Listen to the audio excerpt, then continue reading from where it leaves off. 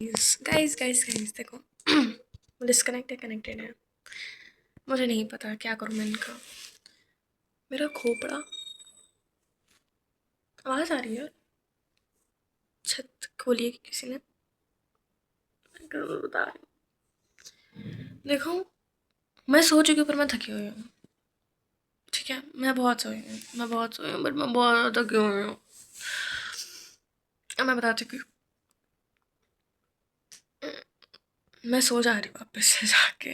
मैं coffee P चुकी, मेरे से नहीं हो रहा। मैं 12 घंटे सोई हूँ, 12 घंटे and I still do not feel slept. और मुझसे पढ़ाई तो बिल्कुल भी नहीं होने वाली है अभी। मेरे को नहीं समझ में आ रहा। ठीक है, आई थॉट कि मैं थोड़ा रील वील चला लेती हूँ, हो सकता है नींद उड़ जाए। 1 घंटा रील चला चुकी हूँ, अब मेरी नींद नहीं उड़ रही है। मेरे को नींद नहीं आ रही मेरे को। तुम समझ रहे हो? समझ रहे हो? मेरा दिमाग फट गया है। मतलब फिजिक्स का पेपर देके मैं पता नहीं क्या हो गया मुझे। मेरे को नहीं समझ में आ रहा मुझे क्या हुआ है। मेरा हो गया। मैं इस दुनिया में गलती से आ गई हूँ। आई am not meant for this world. I actually am not meant for this world. अगर मैं भगवान जी के साथ खुशी खुशी रह रही थी तो मैं वहीं रह जाती ना। भगवान जी क्यों? क्यों? क्यों? अब मैं बताती क्या हुआ है। परसों रात, ठीक है, परसों रात भी नहीं, 18 से शुरू करते हैं। मैं 17 तारीख को 2 बजे सोई हूँ। ठीक है, 2 ढाई बजे सुबह उठ गई हूँ, 6:30 फिर बजे। ठीक है, नहीं, 17 तारीख को तो मैं ढंग से सोई नहीं। 18 तारीख को मैं कम से कम 3-4 घंटे सो गई हूँ। ठीक है, मतलब 2 बजे सोई हूँ और 4 बजे उठ गई हूँ मैं 18 को। पेपर दे के आई हूँ। पेपर देने के आने के बाद उस दिन मैंने रेस्ट करा है भाई, इतना कर पाई। फिर 8 घंटे मतलब लेट सोई हूँ और फिर मैं उठी हूँ 12 बजे। उसके बाद पूरा पढ़ा फिज़िक्स। ठीक है, 19 तारीख को पूरा फिज़िक्स पढ़ा है। और फिर मैं सोई हूँ अराउंड 2-4 बजे के आसपास। उसके बाद फिर मैं उठी हूँ, फिज़िक्स का पेपर दिया है। फिज़िक्स का पेपर इतना बुरा, मतलब मैं तुम्हें बता नहीं सकती हूँ। मेरा पेपर रखा कहाँ है, मैंने ना उठा के फेंक दिया उस पेपर को। मेरा दिमाग नहीं चल रहा और मेरे को समझ में नहीं आ रहा कि क्या करूँ मैं।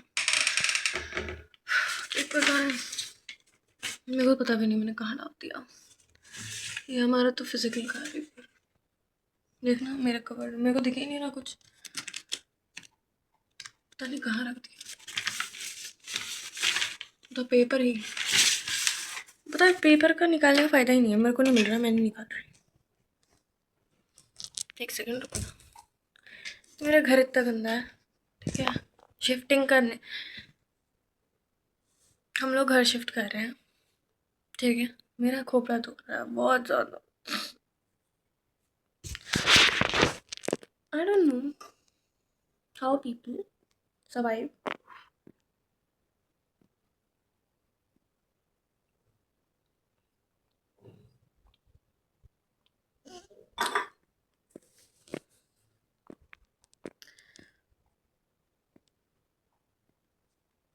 हुआ गया। अच्छा, मैं थोड़ा सा दिमाग सही करती हूँ अपना।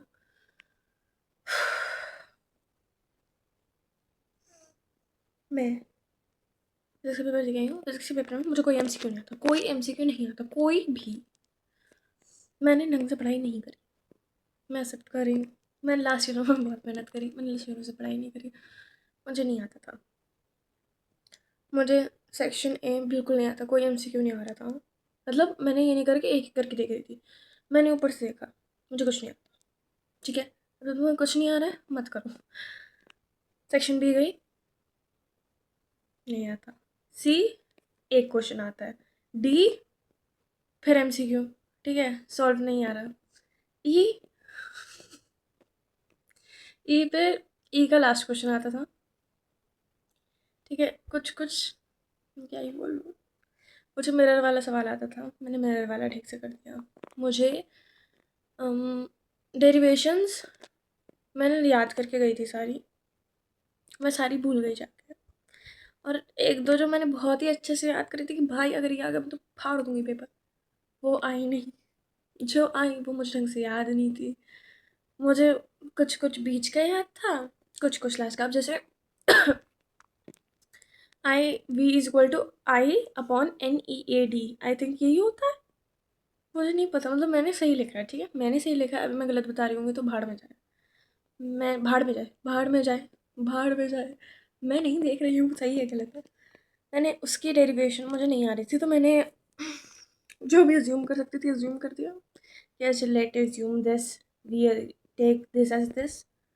मैं डायग्राम भूल गई, मैं बीच का प्रोसीजर भूल गई। मुझे याद था is equal to VL use करते हैं और फिर कुछ ना कुछ करके कुछ ना कुछ निकाल के ही आ जाता है। मुझे नहीं आता यार, मैंने कहा टाइम नहीं बर्बाद करेंगे हम। मैंने वो लिख दिया। उसके बाद रेजिस्टेंस और इलेक्ट्रिसिटी वाला आया था, उसमें मुझे फॉर्मूला याद था, E/R, E1/R plus E2/R2 upon 1/R1 plus 1/R2। ये EMF के लिए, आई थिंक EMF के लिए होता है, मुझे नहीं, अब तो मेरा दिमाग बिल्कुल नहीं काम कर रहा, बट उस टाइम पे थोड़ा बहुत तो कर रहा होगा ना, तो आई थिंक EMF के लिए था।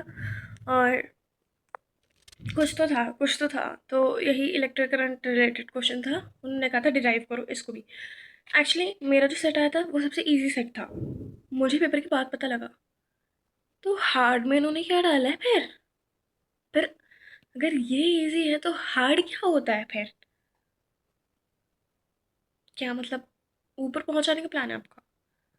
है हमारे मतलब सबकी साइड में था वो एक क्वेश्चन है जेई एडवांस का, जो कह रहे हैं कि भाई जेई एडवांस का क्वेश्चन साइड साइड में था, क्योंकि मेरे सेट में भी था वो, बी या सी सेक्शन में, एक सेक्शन में, आई थिंक सी या बी में, एक में था, सबके में था।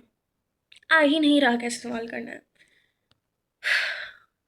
One thing that about board exam is good कि एटलीस्ट स्टेप मार्किंग होती है। तो मुझे फॉर्मूला है, मैंने फॉर्मूला लिख दिया, मुझे जिसका आंसर आ रहा था मैंने आंसर लिख दिया। मुझे मार्क्स मिलेंगे तो सब्जेक्टिव में मिलेंगे। अब एक ये अच्छी बात हुई है, अच्छा लेट मी टेल यू, कहीं पूछना मुझे, मैं दो नाम लूँगी। तो मेरे एक टीचर हैं जो कि बोर्ड के, सर्वर भी मेरे फ़ोन की स्टोरेज ख़त्म हो गई, ठीक है। अच्छा, I was telling about the trick that I use. तो हुआ क्या, मैंने प्री बोर्ड 1 फेल हुआ है, प्री बोर्ड 1 में मैं फेल हूँ, प्री बोर्ड 2 में मैं फेल हूँ, मैं प्री बोर्ड 3 में भी फेल हूँ।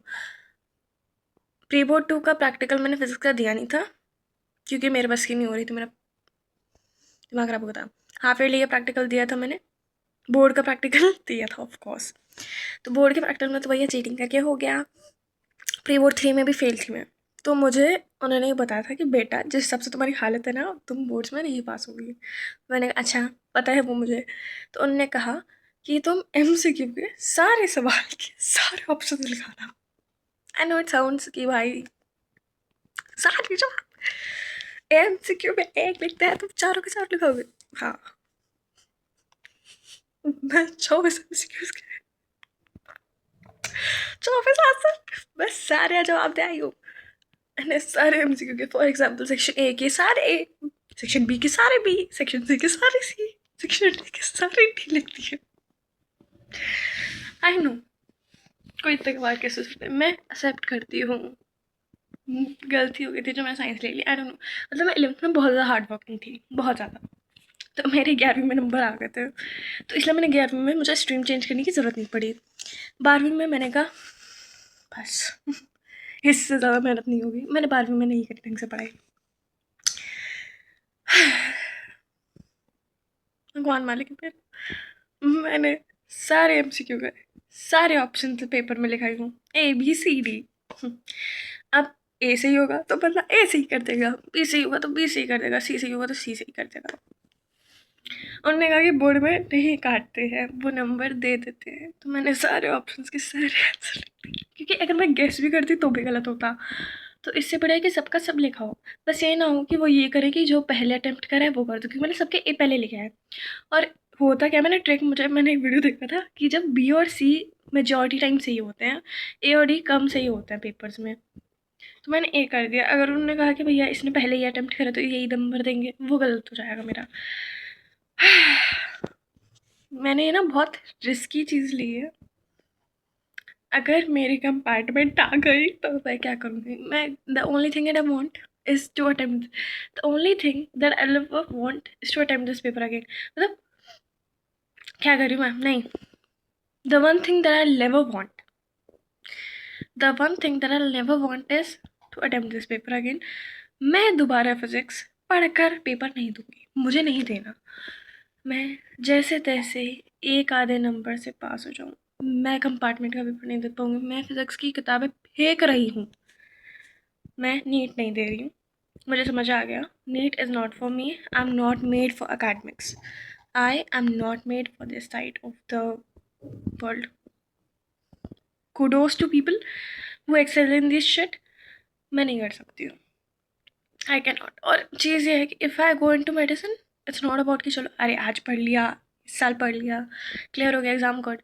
नहीं, मैंने एमबीबीएस करी, एमबीबीएस के बाद का जो पीजी का एग्ज़ाम रहता पूरा एमबीबीएस का जिसमें सिलेबस आएगा, कैसे करूँगी? और मैं जनरल कैटेगरी की हूँ भाई, पहले ही कम है, और दूसरा मेरे माँ बाप के पास इतने पैसे नहीं है जो प्राइवेट कॉलेज में भर पाए एमबीबीएस के लिए। नहीं बनना मुझे doctor. If I have two options कि एमबीबीएस करो या मेंटल हेल्थ अपनी बचा के रखो, I take the option of my mental health. मैं नहीं कर सकती medicine, so I am switching to management because I feel like I can do management well, I can lead well, I cannot do medicine. So for that I applied to two places, and the place that I want to get into, we have our info session today. If I get selected for this, मेरी life settle हो जाएगी, I get settle, क्योंकि उनकी 100% placements है और उनका average package 26 lakh का है।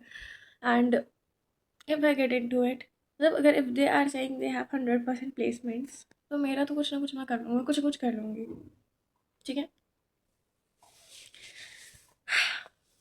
देखो, आई नो मेरे फ़ोन की storage, life is hard, you have to earn money, you have to work hard, I know, but at least मैं जी पा रही हूँ, because just being in a good place. Mental health की ऐसी की तैसी हो रखी है, उससे बेहतर